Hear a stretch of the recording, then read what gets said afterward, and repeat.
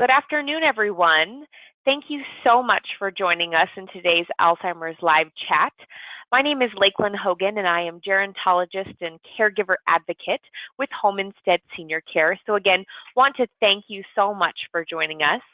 Our live chats are brought to you by Home Instead Senior Care, a network of locally owned franchise offices. The Home Instead Senior Care Network offers in-home care with an individualized approach to keep your older adult loved ones safe and independent at home. And to learn more, you can visit homeinstead.com. And before we dive into today's topic, I wanted to go over a few housekeeping items. First and foremost, we have muted all of your lines, so we do that to reduce the background noise, and we want you to also be able to move around, do the dishes if needed, or if your kids run in, don't worry, we can't hear you on our end. So again, your lines are muted, and we have a chat box. So you might not be able to talk to us with your voice, but we want you to type in your questions in that chat box there. It's in the on the right-hand side of your screen. So please feel free to chat in questions at any time, and please don't be shy. There's others probably out there in the audience that are likely to have the same or similar question to you, so I'm sure your question will help others. So again, at any time, there's no such thing as a silly question, so please write in a question to us.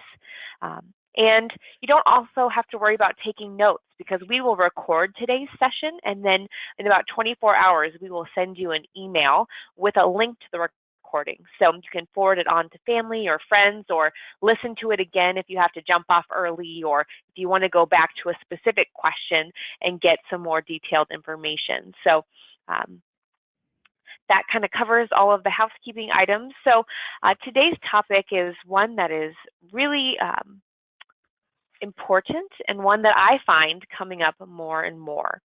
So receiving an Alzheimer's or dementia diagnosis can certainly be overwhelming. And for those of you listening, perhaps you've gone through this experience with your loved one, or maybe you've just received a diagnosis yourself. Or you might find yourself in a situation where you or a loved one is considering a doctor's appointment, but might be afraid to make that appointment or book it because you're in fear of receiving a diagnosis. So no matter the situation, for most families, I hear after a diagnosis, what do I do now? Kind of the what now question. And we're so fortunate to have with us today an expert on this subject. Diane Hendricks is a licensed clinical social worker with over 30 years of healthcare interprofessional team experience in a variety of settings serving older adults. She currently serves as the clinical social worker at the NM Division of Geriatrics and Gerontology, and is contracted to the Alzheimer's Association as a care consultant and educator. She completed 8 years as an adjunct professor at the University of Nebraska-Omaha, teaching a hospice course. Her past experience as a social worker and recreation consultant for a large long-term care corporation for over 14 years, and her experience as a hospice social worker for 13 years, has allowed her to gain an understanding of the complexities of older adults and how psychosocial issues impact the individual and the family. She has presented nationally and internationally on a variety of topics, including grief, adult bereavement, obtaining a dignified dementia diagnosis, end-of-life care, communication, needs of younger onset dementia individuals, neuropsychiatric disorders and dementia, family dynamics in the face of a health crisis, and interdisciplinary team approach in transitional care. So you can clearly see that Diane has a wealth of knowledge and experience, and we were just chatting, she even has some personal experience in the caregiving realm. So I am so pleased to have Diane with us here today. Diane, thank you so much for joining us. Well, thank you for the wonderful introduction, Laklyn. I'm looking forward to visiting with so many of you that have served in many roles, certainly as care partners or professionals.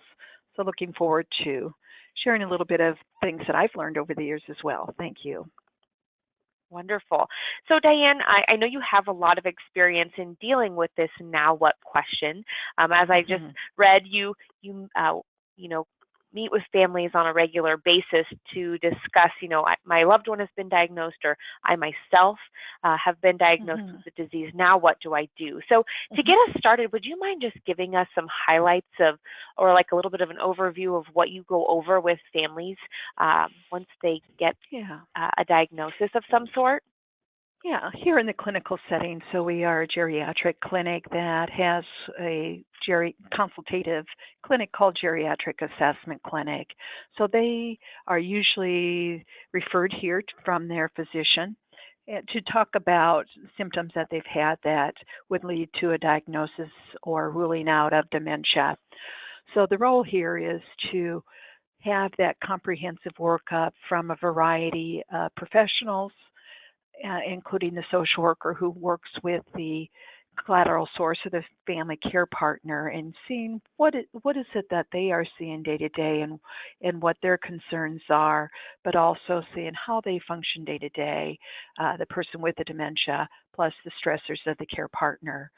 So we meet with the individuals, and then we gather the information from the various professions, and then the follow-up visit actually is when the doctor will go over all the test results, final diagnosis, and treatment options, and we can tell them at 100% whether or not they have some form of dementia. And so from there, after they've been given that information, the role that myself and my colleague play is to then talk with the person with the dementia and see what their initial response and what they understand about the information that's just been given to them by the physician.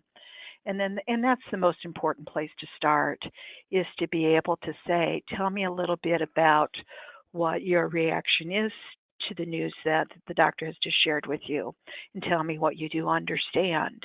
And so that becomes then the personal story in terms of how they hear the information and what they want others to know about it. And so meeting them where they're at and what their fears and what their anxiety, and that story, to continue to talk about that story, is going to be important for the family and the care partners that support them to understand as well. And then oftentimes the person with the dementia does step out knowing that there's going to be a little bit more follow-up with that, with their visit today with that physician, again, to tease out, what is their concerns and what they need to know, or to be able to ask in private with the physician. But then we also let the person with the dementia that's been given the diagnosis the information that we'll be visiting with the family to talk about, their reactions and their anxieties and fears and what they need to know in terms of what are the next steps. And in the role that I play at the Alzheimer's Association, that's usually, again, their first stop is to come, physicians refer them to what we call a case consultation. And oftentimes that is myself who sets up those appointments with physicians or with physician referrals with people that have been recently diagnosed, and to, again, have them understand that they're not alone in the diagnosis, because a lot of times people will come with a comparison of other people their age, and they are not having to experience this disease process that will change their life. Not that it hasn't already, but will continue to change their life. So that's where we start, always with the person with the dementia, to afford them the dignity and the ability to talk about, how are they reacting to that information. And then from there, we meet with the person to be able to say, in this early stage of this disease, these are important things to be aware of education-wise, as well as their concerns, anxieties, and fears, and what type of planning they should begin to think about. We always take it from a short term. What are the immediate safety issues? And then what does it look like 3 months down the road? What does it look like 6 months down the road? And then what is the long term, anything after 6 months? So it depends where we meet them, where they're at initially. And then again, allow them to express, their understanding of the diagnosis, and and certainly their feelings about the information and where they're at, which change is ongoing. So does that give you the answer to what you were asking for, Laklyn? Yeah, absolutely. It sounds like something that I don't think is talked about nearly enough is, how do we go about talking about the disease with the person who has it while maintaining their dignity? So I really like your approach, asking them, what do you understand? How does this make you feel? Because some people are kind of shy away from talking to the loved one about the diagnosis. And I think we even have a question that somebody wrote in about, like, do we tell our loved one about the diagnosis, or, how do we tell other people in our family that this individual has the diagnosis? So do you have any other thoughts on that, Diane? Yeah, a very good question. And again, in the earlier stages, they are able to tell us how they want that information to be shared. I think the first step is making sure that they feel that there's a sense of control and empowering them. Again, with a lot of times it's giving them the right information and resources, but certainly validate their emotions in the sense of, oftentimes people will experience these thoughts of fearfulness, anxiety, and feel isolated or disbelief that this is even going on. And then talk about how they take care of those reactions and how they begin to share with others. And that should be something that, when I've met with folks with the disease, they will say, I've shared it only with, certain immediate family members, or I don't want to tell my children. And then we talk about, what their role in the relationship is with the children, and talking about the care partner on how, how they should continue to disclose, because they need that support as well. But, how do we begin to share with others? Sometimes it's a matter of teaching them about, the stigma that goes with this disease, and understand and validate that reluctancy to share with others. But we encourage them to decide who they want to share it with and when. I remember one family member that came into the association, and she decided that she wanted to write a letter to her siblings that lived out of state. And so she said, and it was a beautifully written letter, because she came and followed up with a follow-up counseling session with myself to say, this is what I said. And she said the first paragraph was, I still am who I am, and this is what is important to me in terms of the things we do together, and that's who I am, and I still want to laugh with you, I still want to cry with you, I still want to get together to celebrate the holidays together, and I'll still bring the potato salad, even though it may not taste well. You'll let me know that, but and with the humor, I want you to laugh with me and still engage in life, because I'm still here. And when I start to fade, this is what I still want you to do. This is what's important to me. So sharing that news, and a lot of times the piece, people will journal and talk about, how do I reflect and validate the emotions that I'm experiencing, the grief that I'm experiencing with loss. Some people do the online. There's certainly blogs, and the Alzheimer's Connect online allows people with the disease to be able to connect with others with the disease, or the early stage groups where people who are recently diagnosed and still are engaged with life, fully in life, because some of them are younger and they still are raising children, they're still working, they're still driving, but yet they know that this diagnosis will start to take away their functioning. And how do I practice telling others, and how do I get, who else understands this to let me know that I'm not alone in this? So everybody's going to be different, but, some will call a formal family meeting and talk about it. So, it sounds like it really comes down to the individual. It really does. Yeah. Wonderful. Well, we did have some questions that started to roll in. So if you don't mind, I'm going to bring up one that actually has been asked kind of in multiple ways. But Keisha and Robert both speak to, should I get a second opinion? Robert Mm-hmm. wrote that he's getting conflicting information from two doctors. What should Mm-hmm. he do? And then Keisha asked, after a person has a diagnosis, should a family member consider getting multiple opinions? So can you speak to that a little bit, Diane? Yeah, absolutely. And that is very common to ask. That's a very common question.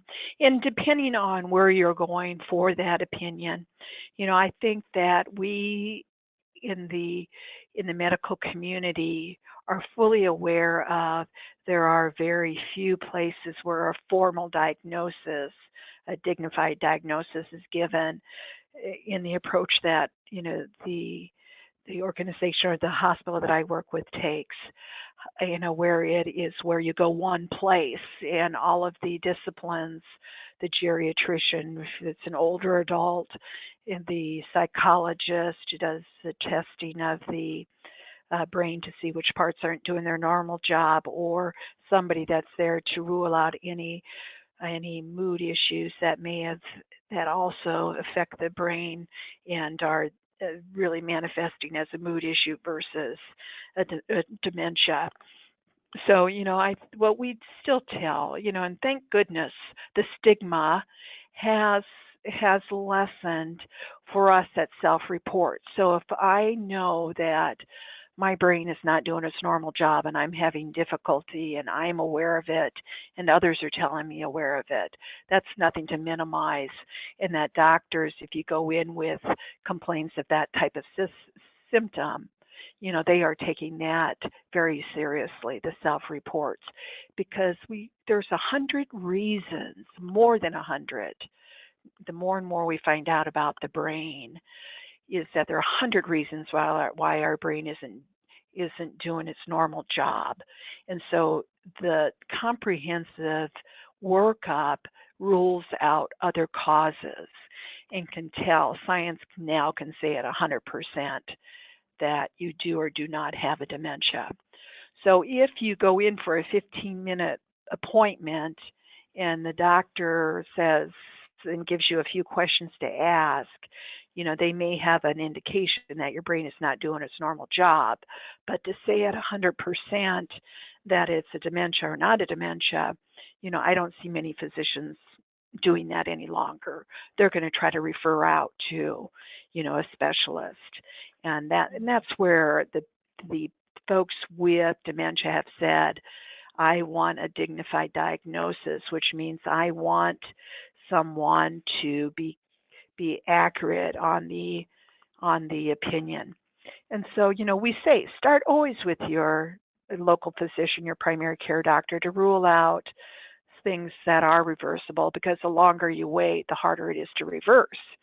So somebody that is experiencing memory troubles but has a thyroid issue that hasn't been well monitored, or vitamin B12 deficiency, or vitamin D deficiency, or result of a vascular change that is occurring, or another diagnosis of the brain's function to have gait and balance. Well, we know as we age, we will all have gait and balance issues, but you want a neurologist to determine whether or not it's other types of neurological or disorders such as the Parkinson's. So you want to be on top of what is this. And a lot of times physicians, primary care docs will at least consider a metabolic workup with certainly blood work to determine whether or not how the body is working, but may also do a CT scan to rule out stroke, brain tumor, or other problems that the brain is noted to have difficulty with. So, I think it's a good place to start is your primary care doctor, and then ask to be referred out to a specialist or an assessment clinic that has all those specialists under one roof. But, nowadays we've made so much progress and we're ruling out other causes that a second opinion would be, oftentimes we recommend beyond the primary care doctor, who might just do the workup with the metabolic workup, a good physical, and then a scan to determine if there's any other injury to the brain.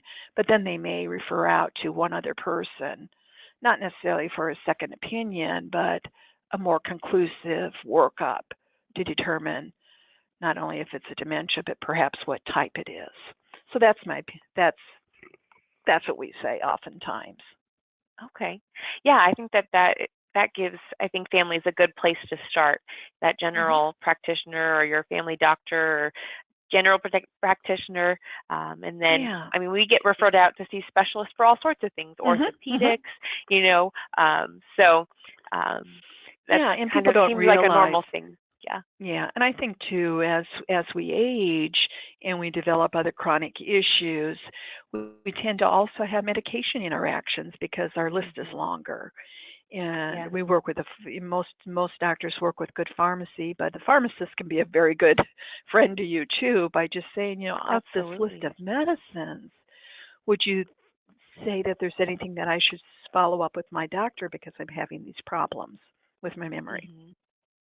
Or to be able to go to that pharmacist and go to the pharmacist and say, if I take this for cough, cold, or flu, and I'm having some trouble with my memory, or I'm on these medicines, will this cause more problem? You know, so second opinions can be a whole team of second opinions too. So well, and that kind of segues a little bit into my next question.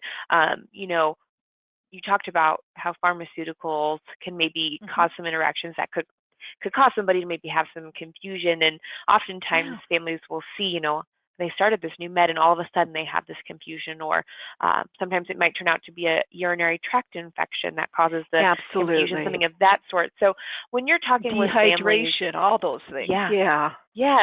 So it and I know just from studying dementia and Alzheimer's is usually it's not something that you notice right away. It's something that maybe will families will notice a little bit at a time, and it kind of progresses and gets worse.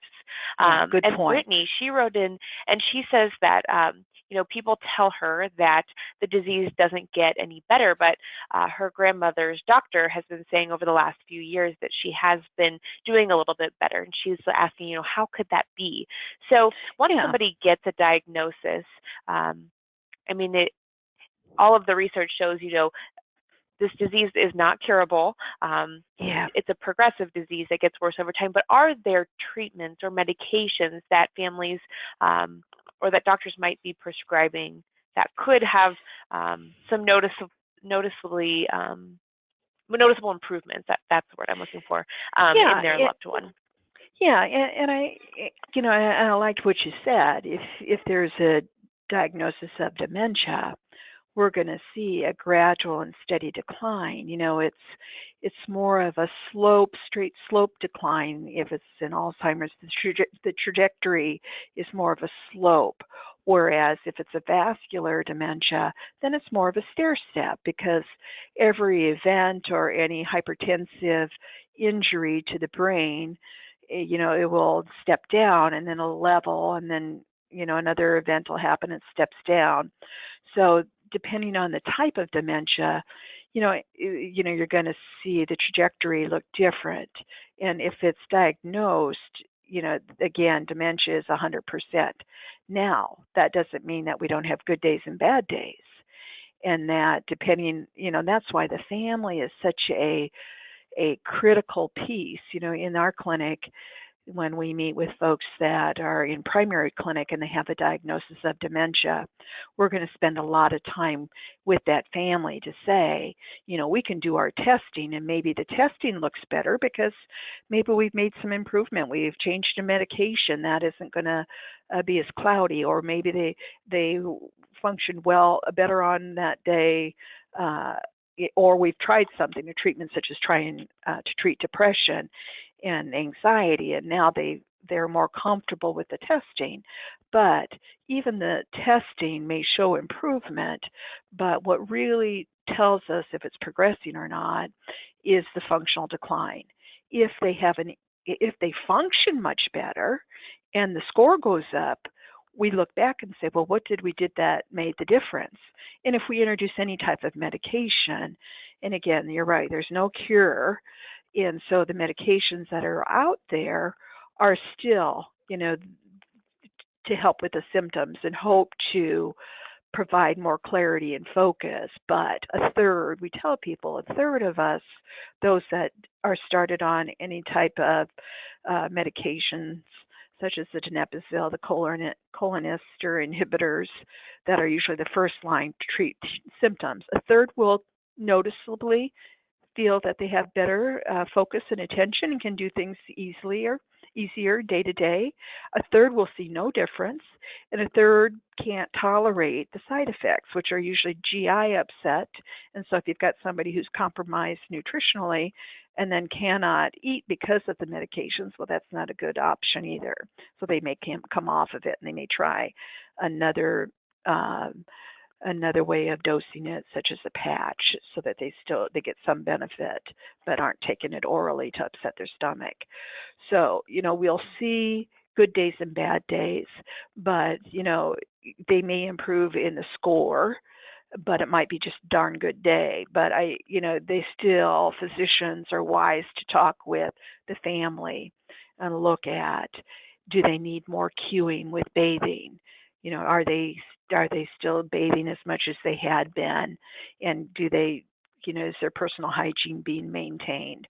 Are they grooming? Are they brushing their teeth? Are they combing their hair? Are they, applying makeup if they want to? Are they shaving? Are they getting to the restroom on time and taking care of their elimination needs?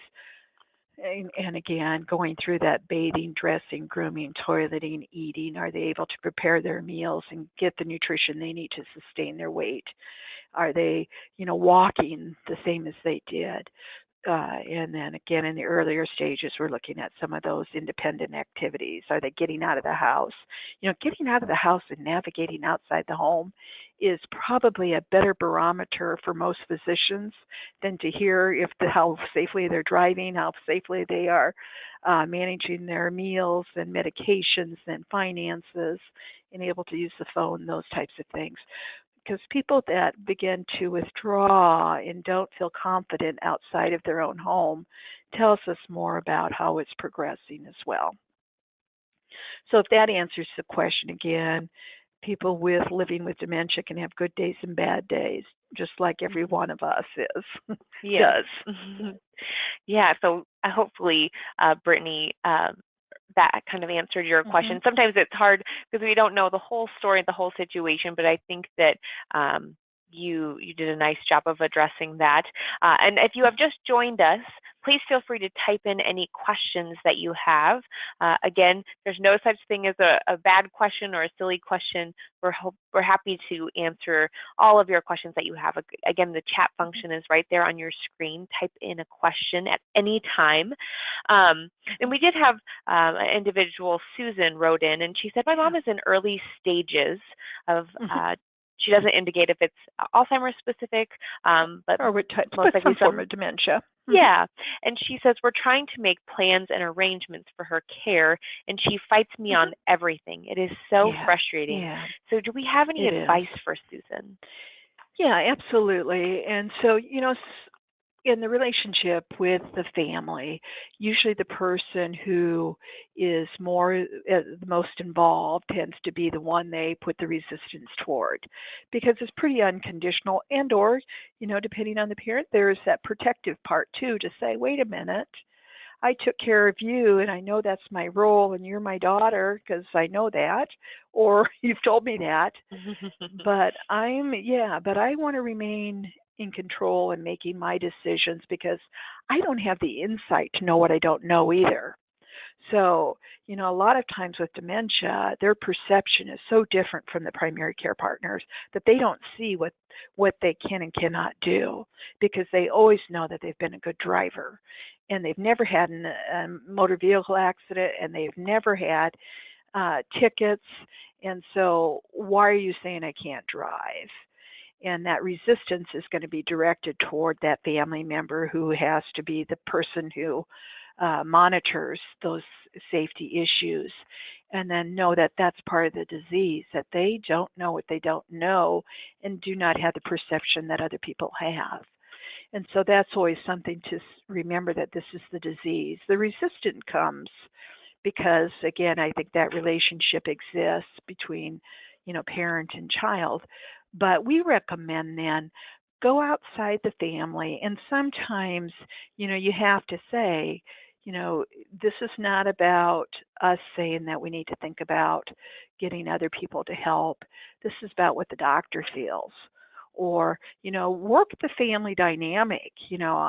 At this point with dementia, you don't have room to say she's the favorite, or she can't influence, or they're always kind of engaging in resistance with this particular one. Use that to your advantage. And it has nothing to do with favorite or not favorite, but if you know that someone else can influence, and usually the folks that live far away and don't have to deal with the day-to-day functioning are the ones that can influence.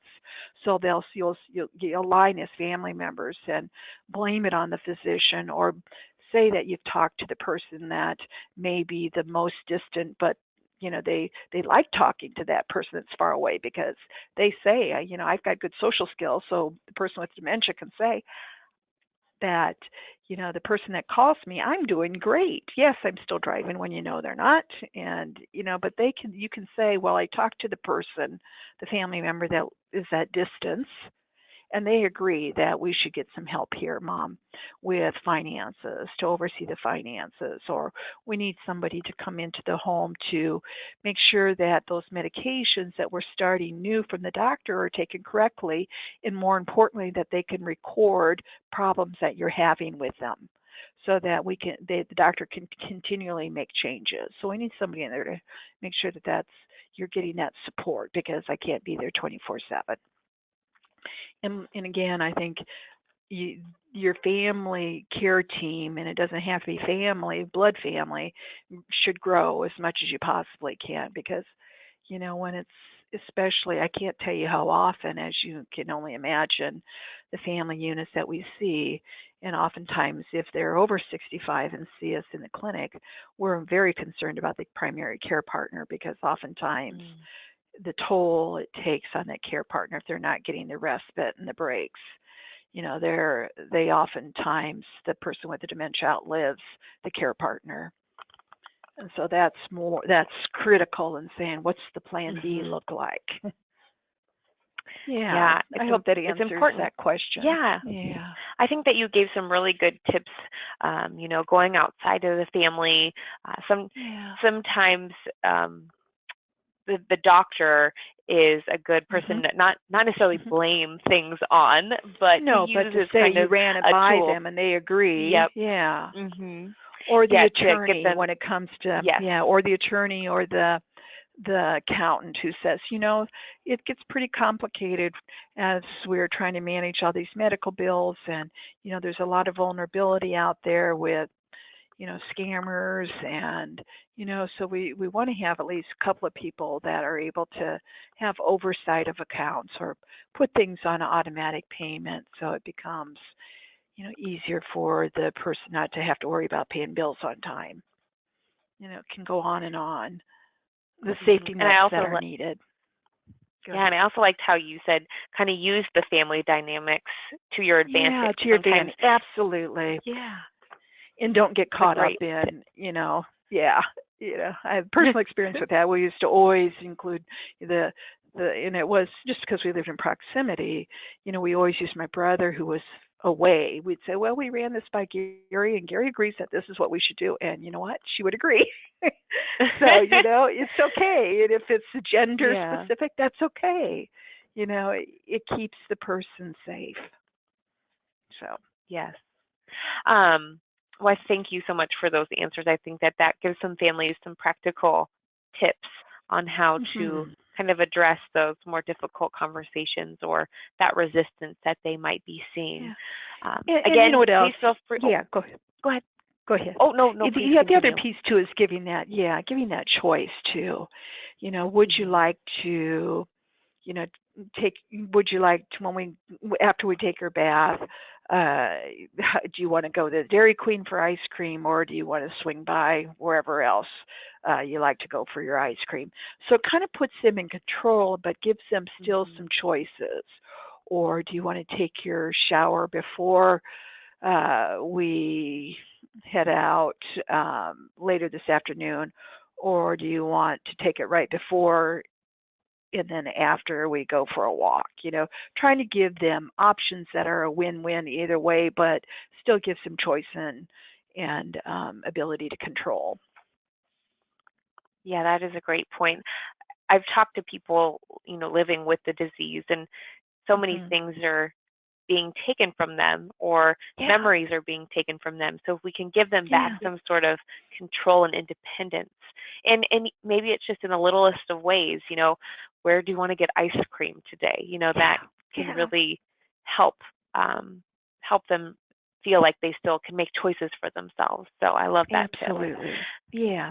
Well, and we have Debbie who wrote in. It's kind of more just describing her situation, but we'll see if you have any advice for her, Diane. But so Debbie writes, they gave my mom a mild diagnosis of dementia in November. However, I feel like it's moving along quickly. She has some sundowners. She's looked at her husband and not known him, thinking that her parents are still alive, throwing away bills, refusing to go to the doctor, and so forth.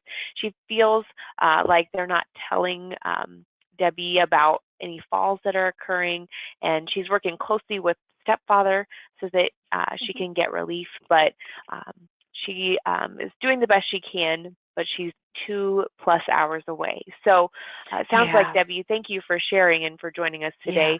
But it sounds like she could use some maybe advice, or I guess, are there certain places she could go to look for resources that could maybe help her out? Yeah. And I think that, Debbie, you make a good point with the fact that sometimes the doctors will minimize it. And again, I think you need to keep in mind how we all present to our doctors. First of all, it's usually a shorter visit, within 15, 20 minutes. An annual might be a little longer. But, we present our best. I'm feeling great. The care partner notices that they're having a good day. But we know that when you go back to your routines, that there are patterns there where they're having more difficulty. And so I think it is important to keep a journal of those moments where you see patterns, such as, again, if they become more disoriented at certain times of the day, that's something to note, so that when we go back to the doctor, we can give that information. And as a family member, you'll be hearing the conversations without the person with the dementia often there, because you're in support of that the spouse or another sibling that is in charge as the primary care, is to start kind of keeping track of that information, so that when the next appointment comes up, you can say, well, since the last time we saw you, this is what we've noticed. Or to be able to call the doctor and say, I was just home over the weekend and I just wanted to update you on what I'm seeing in the house. And so the doctor keeps, because I can't stress enough how important that collateral source is. And that, meaning the family members, to give that information to the doctor to see what's going on, not only with the person with the dementia, but that care partner that's primary. I think long distance caregivers are very, very supportive of giving that person that is the primary care a break. Even, in 2 hours away, that's far away, depending on your responsibilities. That can be at the end, at the edge of the world if you have other responsibilities that you're managing. But when you do go back and are present, to be able to then again communicate with the doctor on behalf of the primary care partner and on behalf of the person with the dementia, and then give that person that clear break to say, I'm here for the afternoon, Dad. Take the afternoon off and get done what you need to get done. I would love to spend time with Mom just to get a feel for how things are going. But again, I think you're going to be that primary support. Some people do some great online resource finding that's going to be helpful, to be able to say, if the doctor is the one that influences, to be able to say, Doc, would you bring up the fact that Dad does need, or the primary care partner or Mom needs that break every day, and so we need to look at what resources are out there to support them. in-home care services, day center care services, people who are informal in the smaller communities where, they have members of their community that will say, how about if I take your mom with a dementia out for coffee so that your dad can get the break. And we want them to still engage with, their support system. But I think the person who does live far away is always going to be the eyes and ears to give that update to the physician. And as far as the, restless times, some people are harder to get started and they're cranky in the beginning of the day. Especially for myself, I tell my family, if I ever live with dementia, make sure they know I have to have my 2 cups of coffee no matter what every morning, because that's my routine and my pattern. And if that gets interrupted, I'm not going to have a good day. Or like the end of the day, for most of us, we're worn out. And it's a chaotic time in most households. If you think about it in your own homes, that's if you're working outside the home, that you're trying to transition from home to work and perhaps putting together meals or answering questions. And, it's a rough time of day for all of us. And so that's no different than the person with dementia. It just gets more exaggerated because they work so hard to stay engaged during the day, because what we take for granted, they have to break down in every task, whether it's to remember to take a medicine or whether it is to remember to make sure they have ate properly or brush their teeth or wash their face. We do those things automatically. They don't. And so they're exhausted by the end of the day. So that's part of it too. Yeah. Mm-hmm. That's a good perspective that I think goes overlooked often is, when you have Alzheimer's or dementia, it's really affecting the functioning of your brain. So things that we do automatically without thinking about, really, someone living with dementia, they really have to think through the steps. And for those that go into the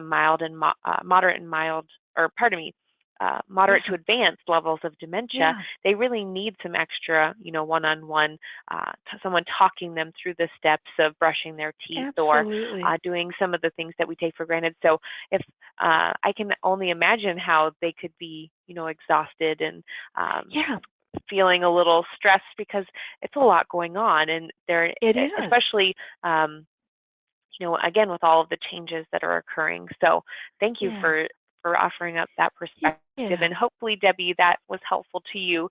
And hopefully you got a few little tidbits there. Yeah, and I think, Debbie, too, that you will be listening to, whoever it is, if it's your mom caring for your dad, if it is a rather sudden step down, once we have dementia, our brain is vulnerable. So if we are going to come down with a cold, cough, or flu, it's going to affect us quicker through the brain than it's going to affect us with the achiness, or it might be achiness, but they can't tell you. So if you notice a sudden step down that's different from the usual pattern, that's when you make sure that you support the idea of getting to the doctor to rule out other causes. Because people don't realize that, with dementia, if they've had arthritis, they still have arthritis and they hurt. And so they're cranky, because it takes a little bit stiff to get up in the morning. Or if they've done some work outdoors, if they've had a long day moving, that they're going to be crankier because they're hurting, because people are focused more on the dementia piece than the underlying causes for that mood change, which is 80% of the dementia. 80% of the dementia, especially in the early stages, mood and behavior. People say their memory is good, their long-term memory and their ability to have conversation, even though it may be repetitive, is still very much intact, but they don't pick up on the mood issues that come with this disease, which is a big portion of what our brain does. So something else to add to that. Yeah, that's some good insight there. I like that. Well, I know we've been talking a little bit just in this last few minutes about, the mid to late stages of Alzheimer's and dementia, but we had a few questions coming in, about early indicators of Alzheimer's or dementia, and we had one woman write in, Pauline. She said, I'm very scared of getting Alzheimer's. My grandmother, aunt, and now my mother have it. I've seen frightening similarities in symptoms. I keep being told that early detection is key, yet my doctors say there's nothing that they can do. So any advice for her in that situation? Yeah, and I think we have to always keep in mind there's hope.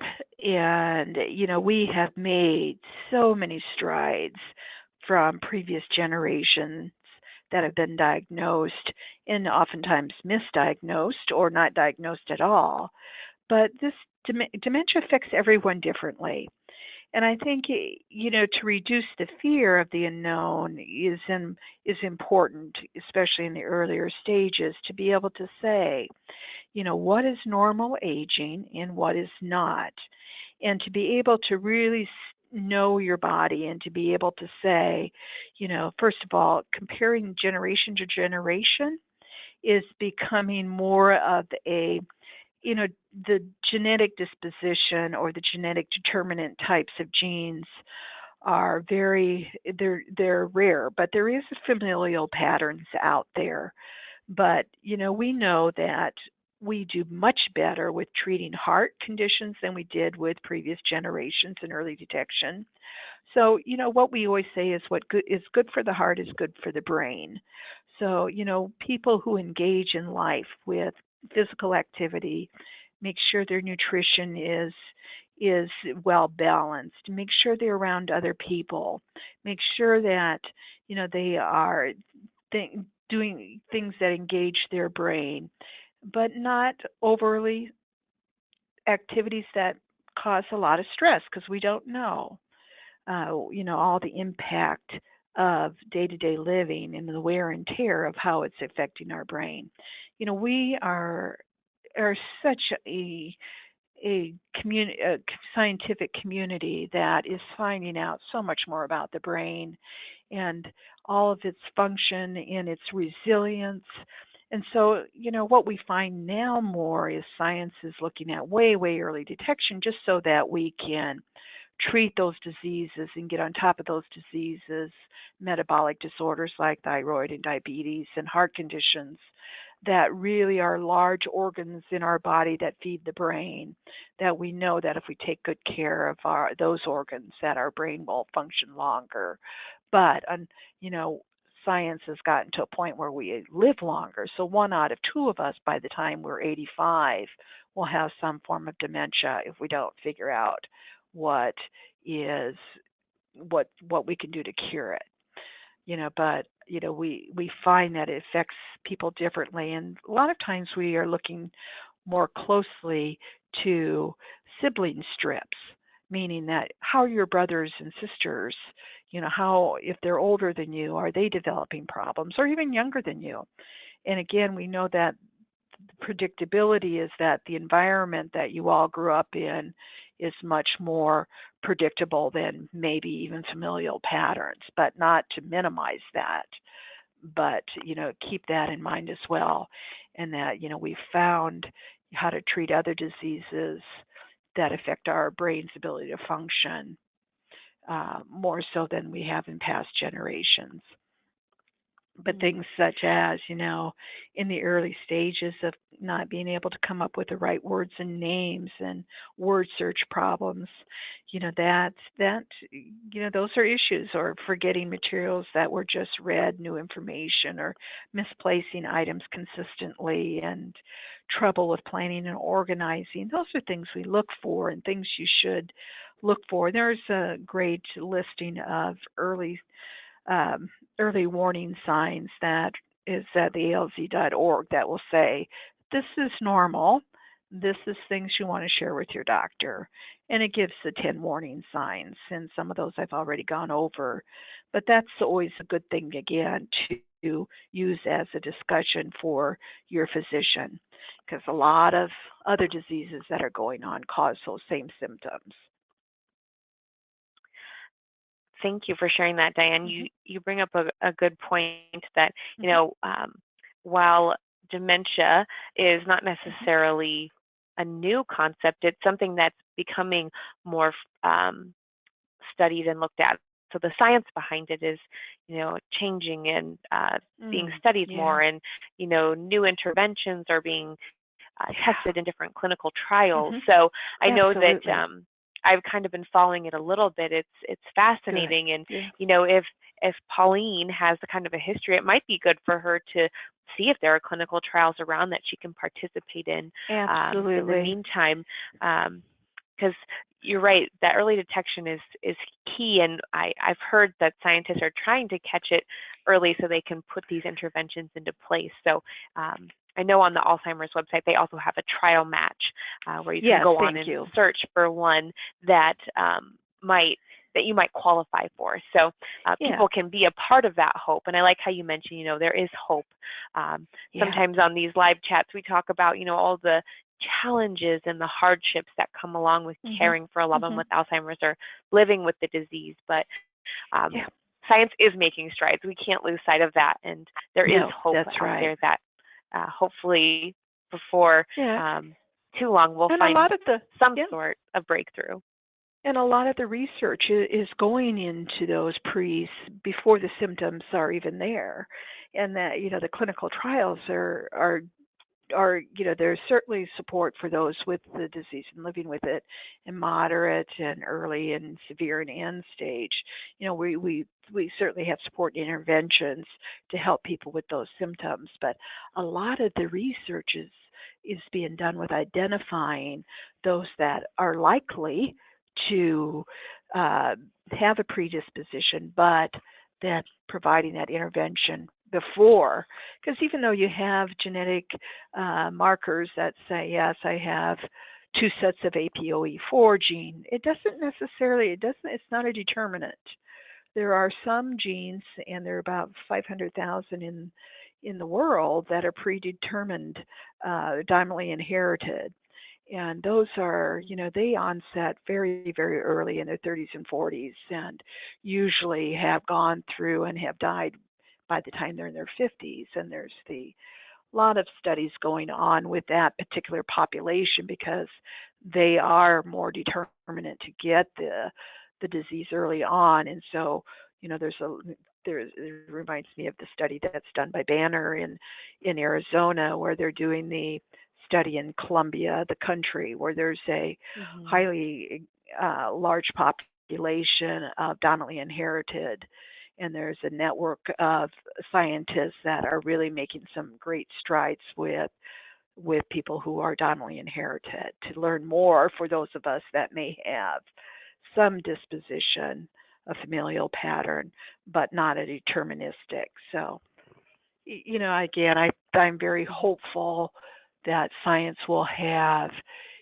some impact on not only diagnosis, but prevention, and or keep people at an early stage longer than it progressing so quickly. So, yes. So we will hopefully be continuing to see updates on that. So I know we have time for one more question. And while we address this last question, I'm going to advance to the resource slide just so that people can have plenty of time to see all those resources.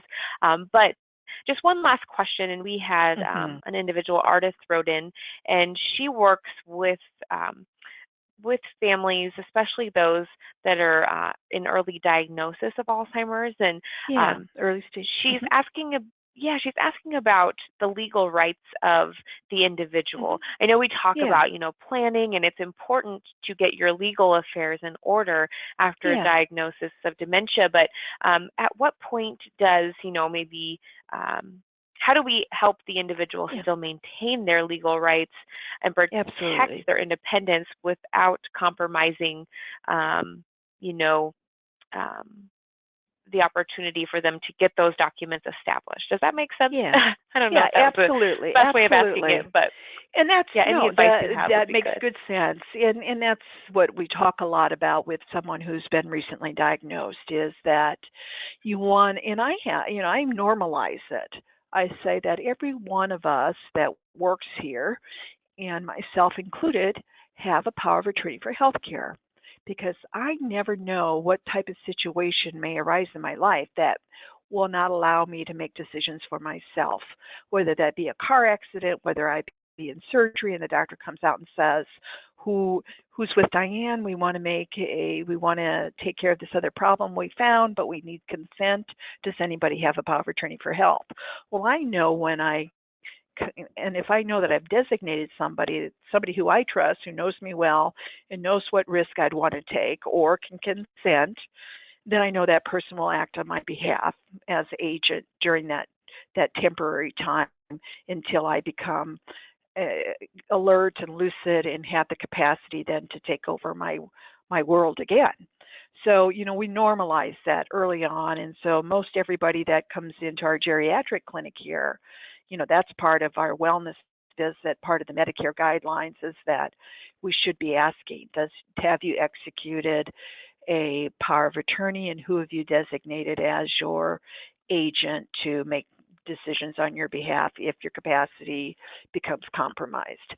So, once you have that document in place, any physician can then say, Diane does or does not have the capacity to make decisions about her health or finances, and it might be related to health decisions. And then they would determine that, if this capacity is compromised long term, then certainly that person would be acting as my agent in areas that I would not understand and make good decisions regarding. So the physician locally can activate a power of attorney. If I do not have a power of attorney for health care and have not designated an agent, and I lose the capacity to designate someone on my behalf, then I do have to go for further testing. And oftentimes, if it's not a contested decision about my now I'm going to competency, because capacity can be determined by the physician based on a series of questions asked and determine, what areas may or may not have the capacity. But every capacity and every decision is fluid in that state. They may say, this individual cannot make decisions on their behalf regarding their healthcare decisions, and I, as a physician, will sign off on that.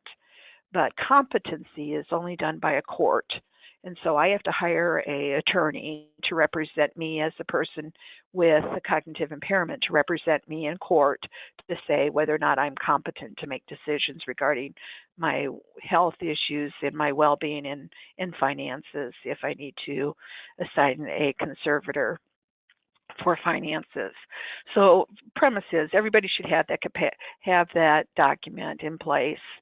And then if there becomes a time when I can't make decisions, such as if I'm in the hospital and I need to go and I need to sign a contract with a home care agency and I can't, I have designated someone to act on my behalf for that document to be signed and consented.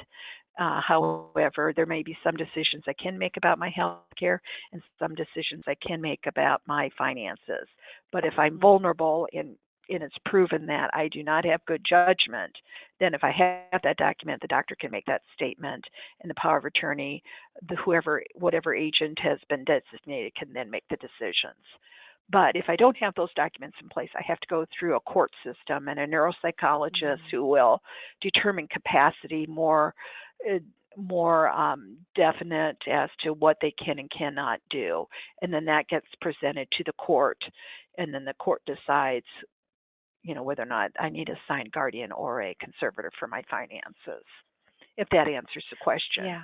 So capacity is fluid, depending on the circumstance, but if they show poor judgment in terms of safety, then, there's going to be some need for intervention on somebody else acting on their behalf.